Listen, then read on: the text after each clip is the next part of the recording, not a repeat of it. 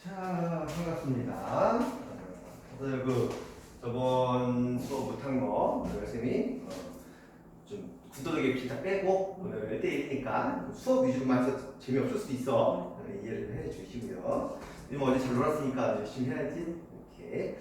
자, 일단은 제목이 뭐라고 써있냐면 동물과 에너지라고 되어 있죠? 네. 그치? 선생님이 이렇게 한번 물어볼게. 자, 만약에 잠깐. 우리가 보통 생명체라고 하려면 기본적으로 세포로 구성이 돼야 됩니다. 세포로 안 돼 있으면 생명체라고 할 수가 없어. 그래서 세포 하나로 되어 있는 생명체도 있지만 세포들이 모여서 선생님처럼, 너처럼, 사람처럼 이렇게 세포들이 여러 개인 생명체들이 있어. 우리 그런 걸 다세포 생물이라고 부릅니다. 그래서 세포들이 모여서 비슷한 일을 하는 애들끼리 모여있으면 우리가 보통 뭐라고 부르냐면 조직이라고. 조직 맞지? 자, 조직이 모였어. 조직이 모이면 하나의 기능을 수행하는 기관이 됩니다. 그래서 조직이 모여서 기관이라는 게 될 거고요. 그래서 사람의 폐, 위, 심장, 눈, 코, 입, 다 이게 기관이 되는 거지. 그래서 이런 기관이 모이면 하나의 생명체인 개체가 됩니다. 이렇게 하시면 되는 거야. 어려운 내용은 아니니까 이해할 수 있을 것 같아. 그런데 이거는 이제 동물이든 식물이든 이 형태를 그대로 따르는 건 맞습니다. 그런데 이런 게 있어. 식물들은 중간에 뭐가 포함되냐면 조직계라는 게 포함이 돼요. 식물들은 조직계라는 게 포함이 되고요. 그래서 그 식물들은 세포, 조직, 조직계, 기관, 개체 총 5단계라고 얘기를 하는 거야. 그러니까 동물이든 식물이든 4단계도 공통. 세포, 조직, 기관, 개체. 근데 식물은 세포, 조직, 조직계, 기관, 개체에서 총 5단계가 된다는 거야. 동물은 뭐가 있냐면 동물은 조직계가 없어. 동물은 대신 뭐가 있냐면 기관계가 있다. 이렇게 생각을 해주시면 될 것 같아요. 동물이든 식물이든 4단계에서 식물은 조직계, 좀 기억하세요. 식물은 조직계, 동물은 기관계가 포함이 돼야 됩니다. 이런 뜻이야. 그래서 이런 단계를 거쳐서 이제 내가 태어나고 내가 커서 자라고 있어. 그렇지? 그럼 나야. 그러면 선생님이 혹은 민서 네 몸 안에 어떤 물질로 있는지 궁금했어. 사실 네 몸에 제일 많은 건 당연히 물이죠, 물. 그래서 어떤 생명체의 동물 기준이에요. 몸을 구성하고 있는 애들의 성분들을 확인해 보시면 어쨌건 제일 많은 건 물이야, 물. 한 70% 이상이 사람은 동물은 다 물로 돼 있어, 식물이든. 두 번째로 많이 구성되어 있는 게 뭐냐면 단백질로 구성이 됩니다. 단백질로 구성이 되고요. 그래서 책하고 조금 달라. 책은 좀 쉬워서 좀 어려운 내용 좀 추가할 거야. 다음 세 번째로 이제 있는 게 뭐냐면 지방이라고 하는데 좀 깊은 내용 할 거라서 지질이라고 얘기할게요. 그래서 지방도 지질의 일종이야. 오케이. 그다음 네 번째로 우리가 얘기하는 게 뭐냐면 어렵지만 무기염류라는 것도 있어. 이게 뭔지 나중에 얘기할게요. 오케이. 그래서 하나씩 볼 거야. 오케이. 순서만 먼저 볼게요. 다섯 번째로 우리가 많은 걸 뭐라고 할 거냐면 핵산이라고 해. 핵산. 오케이. 여섯 번째로 우리가 많은 거 우리가 뭐 할 거냐면 탄수화물. 그 외에 비타민도 있었고 지금이야 바이타민이 더 맞는 표현이지만 그런 것도 있으니까 우리 몸을 구성하고 있는 순서 정도는 알고 있자. 그래서 앞글자만 따서 물단지, 무핵탄 보통 이렇게 얘기를 해요. 어려운 거 아니니까 이해할 수 있을 것 같습니다. 질문. 오케이. 그러면 첫 번째로 이제 뭐부터 할 거냐면 물부터 할게요. 그 물은 혹시 물 화학식 정도는 알고 있지? 네? 물 화학식.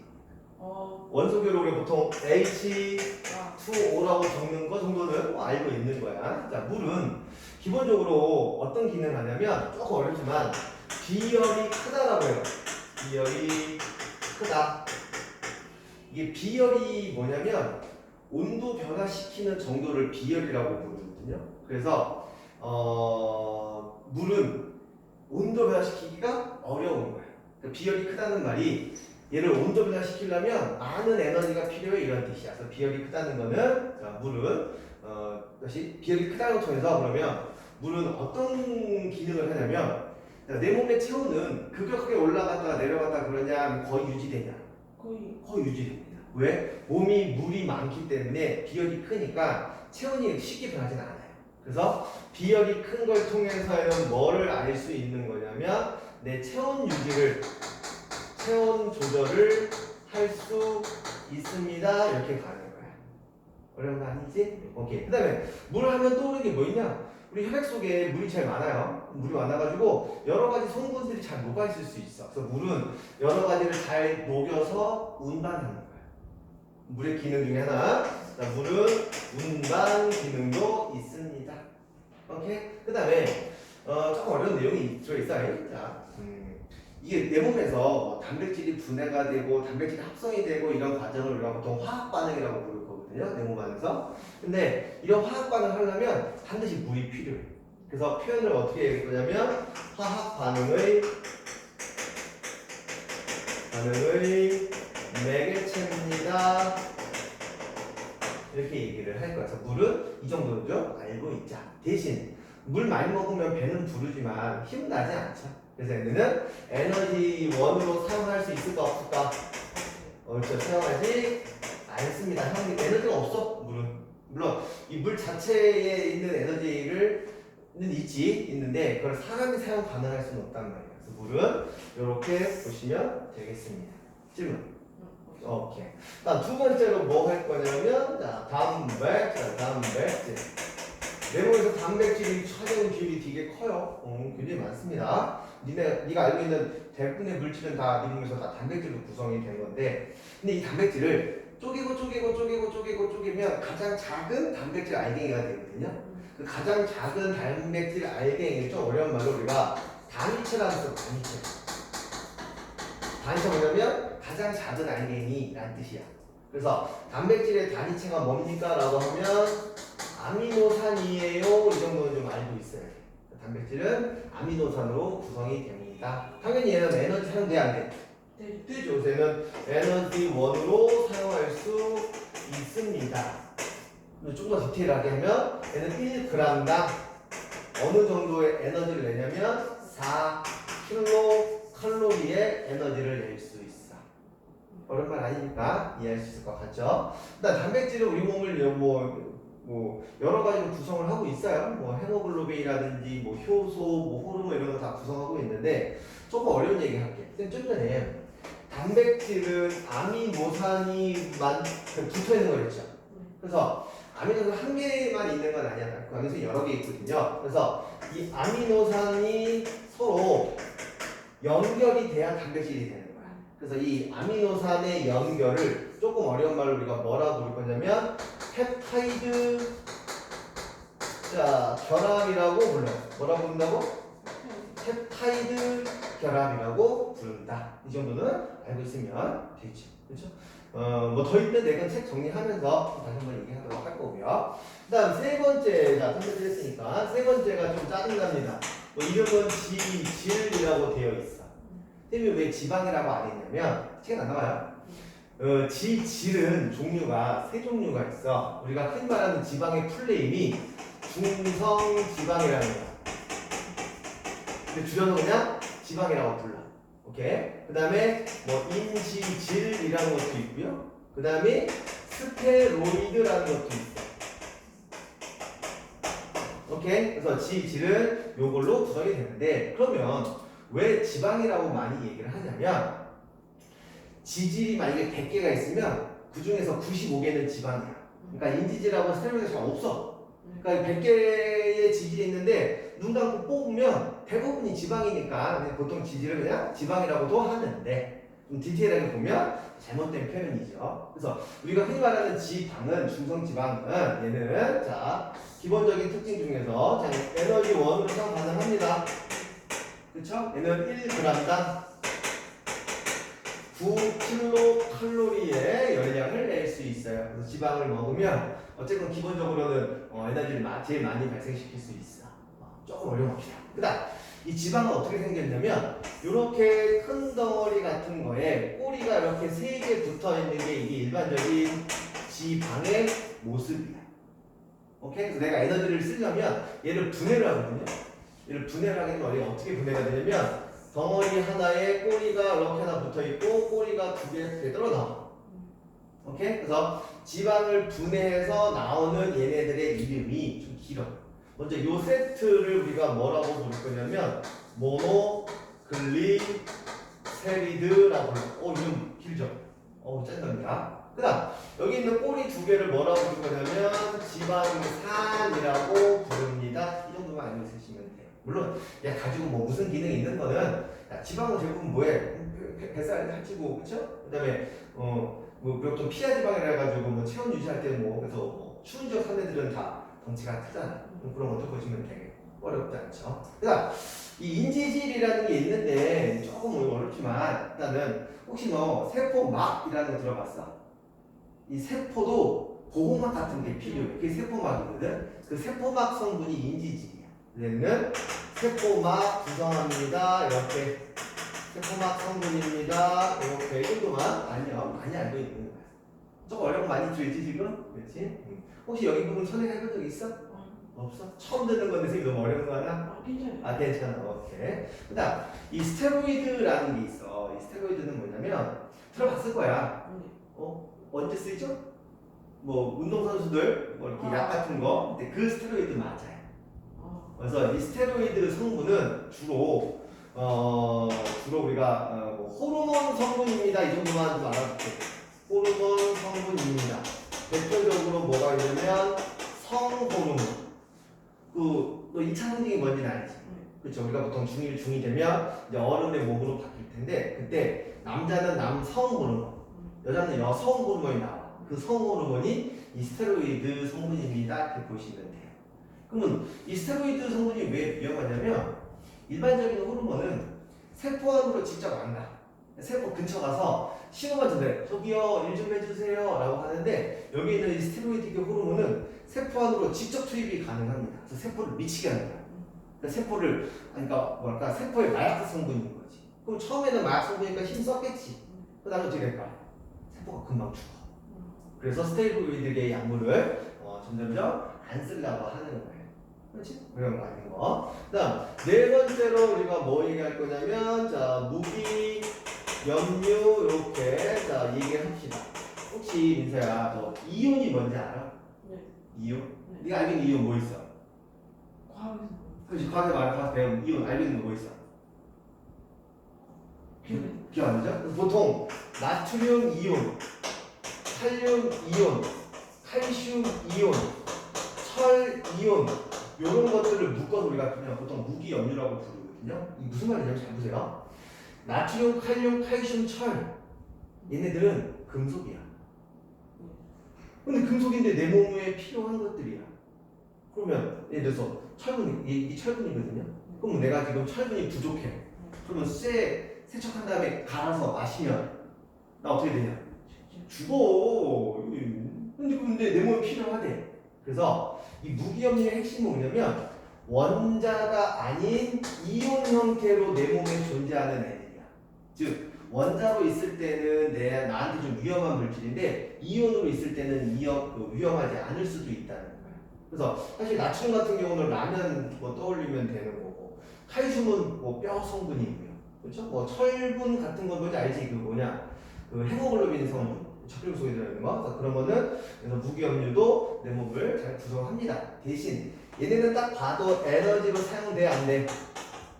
되죠. 안 돼. 왜요? 얘네는 에너지가 없어. 에너지를 하려면 이 중에서 단백질, 그 다음에 지질 중에서 지방, 그 다음에 탄수화물 얘네만 에너지 원으로 사용되는 거고 나머지는 에너지 원은 아니지만 내 몸에 필요한 물질이야. 자, 물은 내 몸에 필요하지만 에너지 원 아니잖아. 무기도 마찬가지야. 비타민도 마찬가지야. 오케이? 근데 지금은 비타민이라 부르면 아니잖아. 뭐라고 부르냐? 마이라민. 발음도 어려워. 어쨌건 무기염류는 이 정도. 어려운 건 아니니까 됐습니다. 그 다음 책에서 안 배울 건데 다섯 번째 뭐가 있냐면 이제 핵산이라는 게 있어. 안 들어봤을 거야. 자, 또는 엄마 닮았어, 아빠 닮았어? 다 좀 섞여 있을 거야. 그렇지? 섞여 있어. 그러면 왜 엄마 아빠의 모습을 네가 닮아가지? 유전자다. 그래서 우리가 흔히 말하는 DNA나 혹은 RNA를 우리가 유전 정보라고도 하고 유전자라고도 하고 핵산이라고도 하는 거야. 그래서 핵산이 DNA하고 RNA를 뜻한다. 책엔 안 나와요. 그래서 알려주는 거고. 그 DNA가 어렴풋하게 보면 두 줄로 있다니 한 줄로 있다니 본의 없어? DNA는 요렇게 그릴까요? 요렇게 그릴까요? 첫 번째 이게 DNA인 건 다 알고 있어. 그래서 얘가 DNA입니다. 왜 DNA냐면 두 줄로 있잖아요. 그래서 2NA의 약자예요. 뭘 믿지 마. 아니야. 내가 만든 거야. DNA는 그냥 두 줄로 있으니까 2NA라고 그냥 믿고 이해하는 것 뿐이지 절대 DNA는 두 줄수 아니라 풀리면 디옥스, 리보스 막 이렇게 가요. 좀 있어 보이죠? 그래. 그 다음에 얘는 한 줄로 있어. 홀로 있어. RNA 다 유전 정보라고 생각하시면 돼. 그렇죠? 질문. 그렇죠? 그러니까 처음 배우는 몇 개 말고는 그렇게 뭐 많이 어렵진 않아요. 그래서 니네가 2학년, 너 1학년 2학년? 2학년 2학기 파트는 여기 파트가 좀 외울 게 많아서 그렇지 뭐 사실 크게 뭐 어렵거나 그러진 않아요. 자, 핵산까지 했다? 오케이. 다음 여섯 번째 순서는 뭐냐면 요 탄수, 자, 화물이 이렇게 있어요. 이 탄수화물은 우리가 보통 포도당 같은 걸 탄수화물이라고 부르거든요. 근데 탄수화물 중에서 포도당만 있는 건 아니고 포도당이나 보통 과당이나 그 다음에 갈락토스라는 것도 있어요. 그래서 포도당의 종류입니다 생각하시면 돼. 오케이? 아까 단백질의 기본 단위체가 아미노산이었죠? 이 탄수화물의 기본 단위체가 얘네들인 거야. 그래서 얘네들을 아주 가장 기본적인 형태라고 해서 뭐라고 부르냐면 단당류. 포도당 같은 게 하나 있는 형태의 뜻이야. 그럼 얘네들이 붙으면 뭐가 되냐면 이당류라는 게 되고요. 오케이? 여러 개 붙으면 뭐가 되냐면 다당류라는 게 돼. 오케이? 그래서 뭐 지금이야 지금 당장 외우진 않지만 나중에 외워야 되는 거야. 그래서 이 얘네들이 모여서 뭐 엿당이라든지 오케이 좋아. 그 다음에 뭐 설탕이라든지 그 다음에 젖당이라든지 이런 게 되는 걸 우리가 이당류라고 불러요. 참고로 엿당은 포도당이 두 개 붙어 있는 게 엿당이야. 설탕은 포도당하고 화당이 연결되어 있는 거. 오케이. 젖당은 포도당하고 갈락토스 연결되어 있는 거. 오케이.